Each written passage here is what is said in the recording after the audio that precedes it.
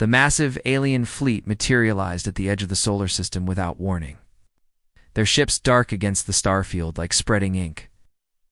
Admiral Park Ji-ho stood in the command center of Luna Base, his weathered hands gripping the metal, railing as he watched the sensor readings with grim determination.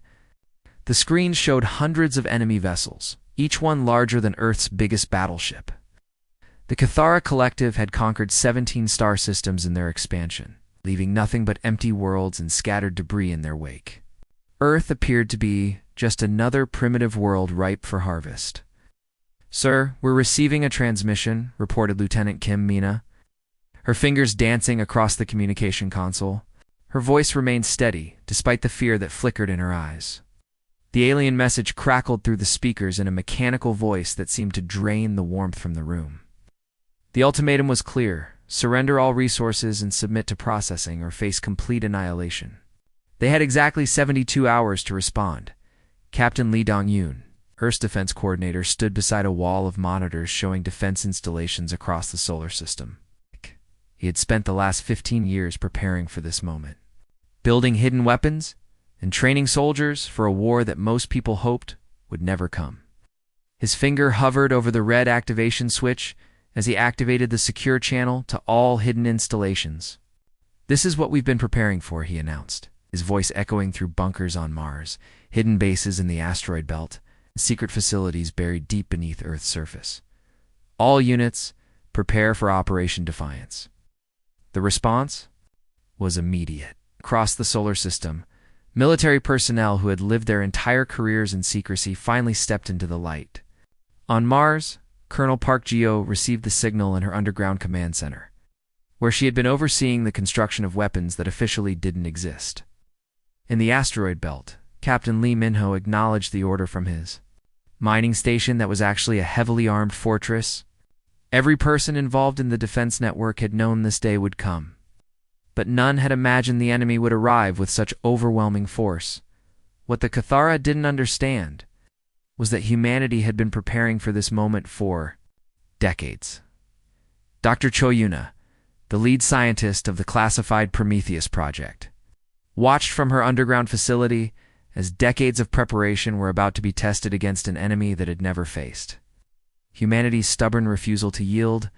Her laboratory stretched for miles beneath the Nevada desert, filled with prototype weapons and experimental technology that pushed the boundaries of human science. The Cathara had made a critical error in their assessment of Earth. Their scouts had reported a species barely capable of interstellar travel, still confined to their single planet with only primitive weapons and basic technology. They had observed Earth's public military forces and dismissed them as inadequate. What they failed to detect were the hidden installations that had been built in absolute secrecy, the weapons programs that existed only in classified files, and the network of defense systems that had been carefully concealed for over 2 decades. Dr.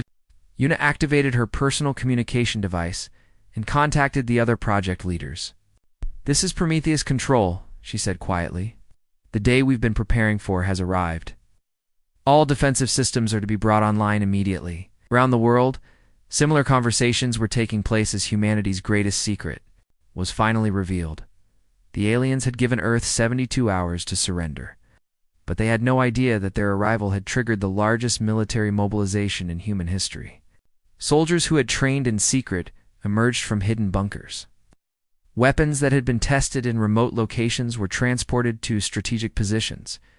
Civilians who had been recruited into the defense network years earlier received coded messages that activated their roles in Operation Defiance.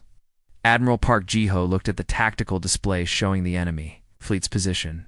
The Cathara ships were arranged in a classic invasion formation, confident in their superiority and expecting either immediate surrender or a brief, one-sided battle. They had no idea that humanity's response would be unlike anything they had encountered in their previous conquests. "Lieutenant Kim," the admiral said, turning to his communication officer, "send a message to the alien fleet. Tell them that Earth has received their ultimatum and will provide our response in exactly 72 hours. Kim Mina nodded and began composing the message. The reply was simple and direct. giving no indication of the massive defensive preparations that were already underway. To the Cathara, it would appear that Earth was simply buying time, perhaps hoping for a diplomatic solution or preparing for a desperate last stand as the message was transmitted to the enemy fleet. Captain Lee Dong-yoon activated the final phase of Operation Defiance. Across the solar system, humanity's hidden arsenal began to power up. The Cathara Collective had conquered 17 star systems, but they had never faced a species that had spent decades preparing for their arrival. Earth's response would not be surrender or panic, but something the galaxy had never seen before: humanity's absolute refusal to yield to extinction. Earth's response came not through diplomacy or pleading, but through action that would forever change the galaxy's understanding of humanity. When the 72-hour deadline arrived, the Cathara fleet moved into attack position, expecting to face primitive weapons and desperate resistance. Instead, they encountered something that defied all their intelligence reports and previous conquest experiences: hidden orbital platforms that had masqueraded as space debris for over a decade suddenly came alive with weapon systems under the command of Major Song Tae-yoon. From his control station buried deep within what appeared to be a floating piece of destroyed satellite, he watched his screens light up with targeting data. "Ghost stations online," he reported calmly into his headset. "All weapons hot and ready for engagement." The platforms had been carefully positioned years earlier, disguised as the remnants of old space missions and industrial accidents. The Cathara scanners had dismissed them as harmless junk, never suspecting that each piece of debris contained enough firepower to cripple a capital ship. Major Song had spent 5 years living in these hidden stations, maintaining the weapons. And waiting for this moment, the moon's dark side revealed massive railgun installations that had been constructed in secret over the past 8 years. Commander Han Salman and her dedicated crew had worked in complete isolation, building weapons that could launch projectiles at incredible speeds across the solar system. The construction had been hidden from Earth's own population, carried out by volunteers who understood they might never see their families again. "Lunar batteries charged and ready," Commander Han reported, her voice steady despite the magnitude of what was about to happen. "We have clear targeting solutions on their lead ships." The railguns were massive structures, each one requiring enormous amounts of power and precision engineering. They represented humanity's greatest technological achievement in weapons development. "Stations, this is Control," announced General Kim Hyun-woo from the Deep Space Command Bunker located in the asteroid belt. His voice carried across secure channels to every hidden installation in the solar system. "Execute Thunderstrike Protocol." The order he had hoped never to give was finally spoken, triggering the largest coordinated military action in human history. The response was immediate and devastating. Humanity's scattered colonies throughout the solar system activated as coordinated military nodes that had been planned and prepared for decades. Every mining station, research facility, and colonial outpost revealed its true purpose as humanity's defense network came online on Mars. Colonel Park Geo launched the first wave of kinetic interceptors from launchers hidden beneath the planet's surface. The weapons shot up through concealed launch tubes, emerging from what the Cathara had assumed were simple mining operations. "First volley away," she announced, watching as dozens of high-speed projectiles streaked toward the enemy fleet.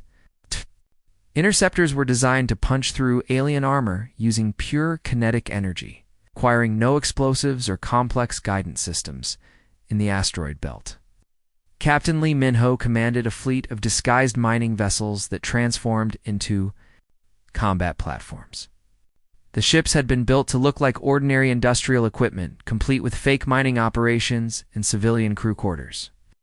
But when Captain Lee activated the combat protocols, hidden armor plating extended from the hulls, weapon systems emerged from concealed compartments, and the vessels revealed their true nature as heavily armed warships. "Mining Fleet Charlie is now Combat Group 7, Captain Lee reported, his voice filled with quiet pride. "All vessels report ready for combat operations." His crew had trained for this moment in secret exercises, always maintaining the pretense that they were simple asteroid miners while actually preparing for the most important battle in human history. The Cathera's first wave of ships met a wall of kinetic projectiles, nuclear warheads and experimental energy weapons that struck them. From every direction, the alien commanders, confident in their superiority, suddenly found themselves facing coordinated attacks from positions they had never detected. Their sensors had completely failed to identify the true nature of humanity's defensive preparations. Energy. Beams lanced out from the hidden moon installations, striking Cathara vessels with devastating accuracy. The railgun projectiles, traveling at incredible speeds, punched through alien shields and armor as if they were paper. Nuclear warheads detonated in brilliant flashes of light, creating expanding spheres of destruction that consumed entire squadrons of enemy fighters. For the first time in their conquest, the collective faced a species that had spent centuries perfecting the art of war and had chosen to fight rather than flee. The Cathara had encountered resistance before, but never anything like this coordinated. Technologically advanced defense that seemed to come from nowhere and everywhere at once. The alien fleet, which had approached Earth with absolute confidence, suddenly found itself under attack from weapons and positions that shouldn't have existed. Their intelligence had been completely wrong about humanity's capabilities. This wasn't a primitive species armed with crude weapons, but a civilization that had been secretly preparing for interstellar warfare for decades.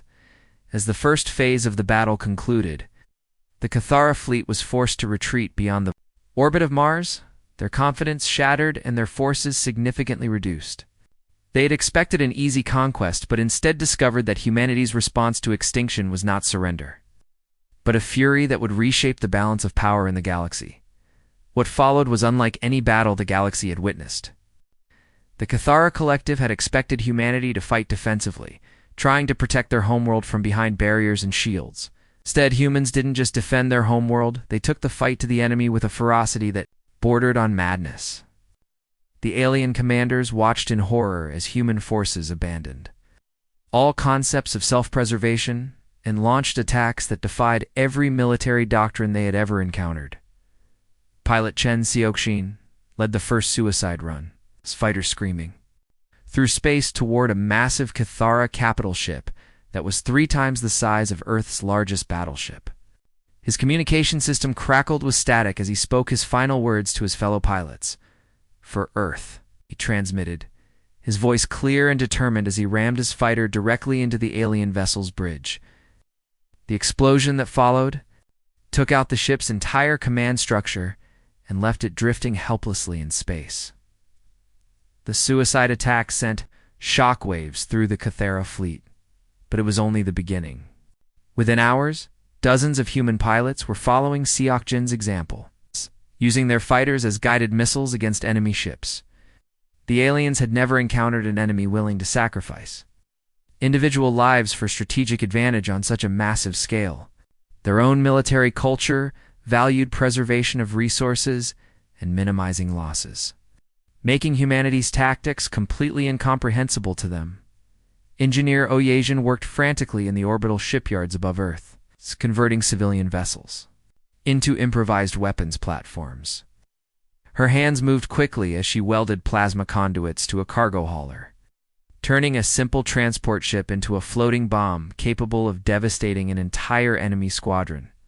"If they want a war, we'll give them one they'll never forget," she muttered, sweat dripping from her forehead as she worked without rest for 36 hours straight. The conversion process was happening throughout the solar system as civilian ships were transformed into weapons of war. Passenger liners became troop transports carrying soldiers armed with experimental weapons. Cargo vessels were loaded with nuclear warheads and sent on collision courses with enemy ships. Even small personal spacecraft were modified to carry explosive payloads, turning every human in space into a potential threat. The asteroid belt became a minefield of hidden human outposts. Launching surprise attacks under the coordination of Commander Yoon, she had spent years establishing secret bases throughout the belt, disguising them as mining operations while actually building a network of fortified positions. The Cathara tried to use the asteroid belt for cover. They discovered that every large rock might hide human weapons and every mining station could suddenly reveal itself as a military installation. "Contact bearing 27 Mark IV," reported one of her sensor operators. Cathera destroyer attempting to use asteroid TK-2-447 for cover? Activate mining station 7, Commander Yoon ordered calmly. Show them what we've been mining out. Here, the asteroid suddenly erupted with weapon fire as hidden guns emerged from concealed positions. The Cathera destroyer, caught completely by surprise, was destroyed within seconds. Similar ambushes were happening throughout the belt as the aliens learned that humanity had turned their entire solar system into a fortress.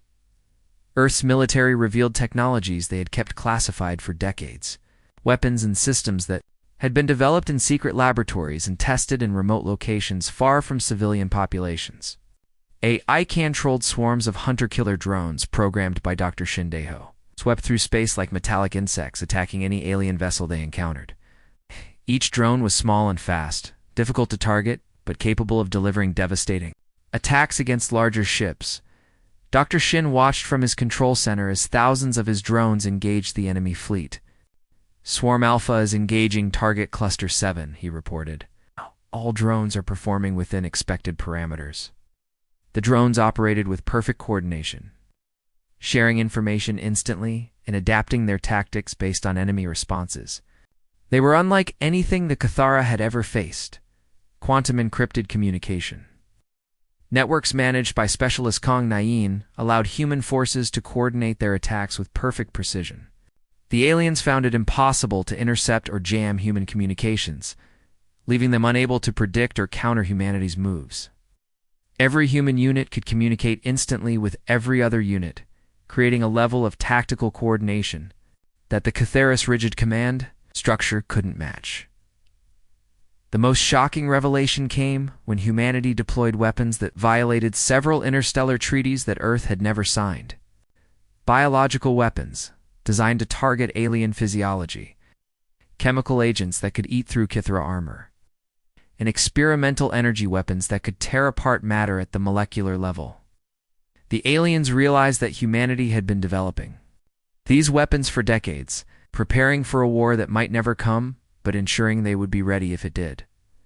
The Cathara began to realize they hadn't encountered a primitive species, they had awakened a sleeping predator. Their intelligence reports had been completely wrong about humanity's nature and capabilities. This wasn't a peaceful civilization that could be easily conquered, but a species that had been preparing for interstellar warfare for generations. Every human seemed willing to die fighting. Every civilian could become a soldier. And every piece of technology could be turned into a weapon. As the battle raged across the solar system, the Cathara fleet found itself facing an enemy that fought with a combination of advanced technology and primitive fury that defied all their previous experiences. They had expected to conquer Earth within days, but instead found themselves locked in a battle for survival against a species that refused to accept defeat. As the battle raged across the solar system, humanity's true nature emerged under the leadership of Fleet Admiral Bae-Suho. The veteran commander had spent 40 years in military service, but nothing had prepared him for the challenge of fighting an enemy that possessed technology centuries ahead of Earth's capabilities. Standing in the main command center, buried deep beneath the Swiss Alps, he watched holographic displays showing the ongoing battle across dozens of fronts. Faced with Extinction, they didn't just fight harder, they fought smarter. Human tactical flexibility, coordinated by strategic analyst Jung Chae-young, confounded the Cathara's rigid military doctrine in ways that surprised even the human commanders. Jung had studied every piece of alien combat footage captured during the first weeks of fighting, identifying patterns in their behavior that revealed critical weaknesses. The Cathara follow predictable attack formations. Jung explained to the assembled command staff, pointing to tactical displays showing enemy movement patterns. They have superior technology, but they lack creative thinking. Every attack follows the same basic structure, and they never adapt when their initial plans fail. Her analysis revealed that the aliens had become dependent on their technological advantages, making them vulnerable to unconventional tactics. The command center buzzed. with activity as human forces across the solar system began implementing new strategies based on Jung's insights. Instead of meeting the aliens in direct confrontation, human units began using hit-and-run tactics, ambush attacks, and psychological warfare designed to exploit the Cathora's rigid thinking patterns. Civilian scientists like Dr. Moon Ji-hoon worked around the clock to reverse engineer captured alien technology, turning enemy weapons against their creators. His laboratory had become a maze of alien equipment and human modifications, where teams of engineers worked without sleep to understand technology that seemed almost magical. "We're making progress," Dr. Moon reported during a video conference. With military leadership, their energy weapons operate on principles we're only beginning to understand, but we're learning to adapt their systems for human use. The breakthrough in technology came when human forces led by Captain Im Yibum managed to capture a Caithar command vessel intact. The operation had been incredibly dangerous, requiring a coordinated assault by multiple human units working. Together with perfect timing, Captain Im had personally led the boarding party that fought their way through the alien ship's corridors, facing weapons and defenses unlike anything humans had encountered. Target secured, Captain Im had reported as his team established control of the alien bridge. "Oh, the ship is ours, but we took heavy casualties getting here." The cost had been terrible, with more than half of the boarding party killed or wounded. But the intelligence value of an intact command vessel was beyond measure. The captured ship revealed secrets that changed everything. Intelligence Officer Kim Dae-yoon worked with a team of codebreakers and computer specialists to extract information from the alien systems. Her voice was tight with excitement and fear as she made her report to the command staff. "We've got there." "Staging ground coordinates," she announced, displaying a star map that showed the location of the Cathora's main base in the next solar system. The information revealed that the fleet attacking Earth was only a small part of a much larger invasion force. The Cathara had established a massive staging area in the Proxima Centauri system, where hundreds of ships were being prepared for a second wave of attacks. The aliens had expected to conquer Earth quickly and were already planning to move on. 2 other human colonies in nearby star systems, rather than consolidating their defenses and preparing for the next attack, humanity made a decision that shocked even their own leadership. The debate in the command center was intense, with some officers arguing for a defensive strategy, while others pushed for a more aggressive approach.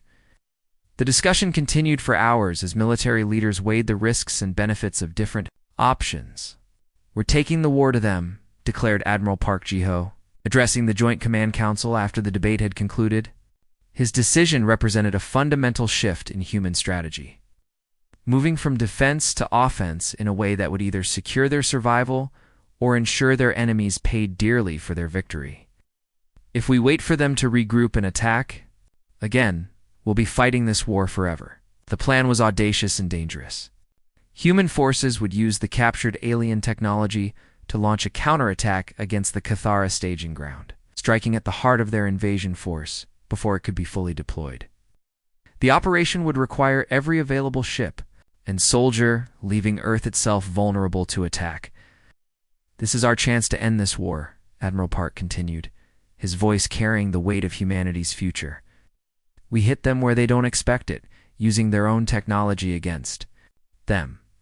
We show them that humanity doesn't just defend our home. We take the fight to anyone who threatens our survival."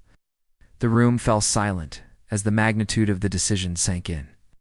Humanity was about to launch the first interstellar military operation in their history, attacking an enemy base light years away using technology they barely understood. The outcome would determine not just Earth's survival, but humanity's place in a galaxy that had suddenly become much more dangerous and unpredictable than anyone had imagined. The human fleet that jumped to the Thera staging system was smaller than the original invasion force, but carried something the aliens had never encountered: absolute determination to survive. 57 ships made the journey through hyperspace, each one carrying human crews who understood they might never see Earth again. The journey took 3 days, during which every person aboard the fleet prepared for what would likely be the most important battle in human history. Commander Lee Sung-min led the assault fleet from the bridge of the captured Kythera command vessel, now renamed the Defiance. The alien ship had been modified with human weapons and systems, creating a hybrid vessel that combined the best of both technologies. His voice was steady over the comm as he gave the final order that would begin humanity's first interstellar military operation. All ships engage. Show them what happens when you threaten Earth. The Kythera staging ground was massive, containing over 300 ships and multiple space stations that served as supply bases and repair facilities. The aliens had never expected an attack on their home system and were completely unprepared. For the fury that humanity brought to their doorstep, warning alarms began sounding throughout the staging area as human ships emerged from hyperspace and immediately opened fire. The battle was brutal and decisive, with humanity employing tactics that horrified even their own commanders. Captain Parkrose coordinated strikes against not just military assets, but the collective's entire infrastructure, targeting fuel depots, communication centers, and construction facilities. Her squadron of modified human fighters swept through the staging area like a swarm of angry insects, destroying everything they encountered. "We're not just fighting for survival," she transmitted to her squadron as they prepared for another attack. "Run. We're sending a message to the galaxy." Her words carried the weight of humanity's newfound determination to never again be seen as easy prey for interstellar predators. The human attack was unlike anything the Kythera had experienced. In their centuries of conquest, human ships used suicide tactics, ramming alien vessels when their weapons ran out of ammunition. Engineers jury-rigged explosives to turn cargo ships into massive bombs. Pilots who had trained their entire lives for this moment gave their lives to ensure that critical targets were destroyed. Dr. Moon. Jihoon's reverse-engineered weapons proved devastatingly effective against their original creators. Energy beams that had once been used against Earth now carved through Kythera ships with terrifying precision. The aliens found themselves facing their own technology turned against them. Operated by humans who had learned to use it more creatively than its designers had ever imagined. The turning point came when human forces captured the main command, stationed at the center of the staging area. The assault was led by Captain Im Yibum. Had gained experience in alien ship operations during the capture of the first Kythera vessel. His boarding teams fought their way through corridors designed for alien anatomy, using weapons and tactics that the defenders had never encountered. "Command station secured," Captain IM reported as his teams established control of the facility. "We have access to their entire communication network." The capture gave humanity access to Kythera military codes and communication systems, allowing them to coordinate attacks with perfect knowledge of enemy positions and plans. The battle lasted 18 hours. But the outcome was never in doubt once human forces gained momentum. The Kythera fleet, designed for conquest rather than defense, crumbled under the relentless human assault. Ship after ship was destroyed or captured, while the aliens' carefully constructed staging area was reduced to floating debris. The surviving Kythera ships fled to spread word of a species that responded to extinction with such fury that it was safer to avoid their space entirely. The few alien vessels that escaped carried reports of human tactics that defied every military doctrine the collective had ever encountered. The stories they told would spread throughout the galaxy, warning other species about the dangerous new power that had emerged from the Sol system. As the last enemy vessel jumped away, Admiral Park Ji-ho stood in the command center of the captured alien station. Looking out at the wreckage of what had been the collective's most powerful fleet, the view through the station's massive windows showed the aftermath of humanity's victory. Destroyed ships floating in space, debris fields that had once been proud alien vessels, and the smoking remains of military installations that had taken decades to build. The cost of victory had been enormous. Nearly half of the human fleet had been destroyed, and thousands of soldiers and pilots had given their lives for this moment. But the message had been sent clearly across the galaxy: humanity would not be conquered, enslaved, or destroyed without a fight that would cost any aggressor dearly. Earth had faced annihilation and answered with such devastating force that they had inadvertently announced their presence to the galaxy as a power not to be trifled with, forever changing humanity's destiny among the stars. The species that had once been confined to a single planet had become a galactic military force in a matter of months, earning through blood and determination a place among the galaxy's most feared civilizations. From this moment forward, no alien species would look at Earth and see easy prey. Instead, they would see a world that had awakened to its own potential for destruction and had chosen to embrace that power rather than submit to extinction.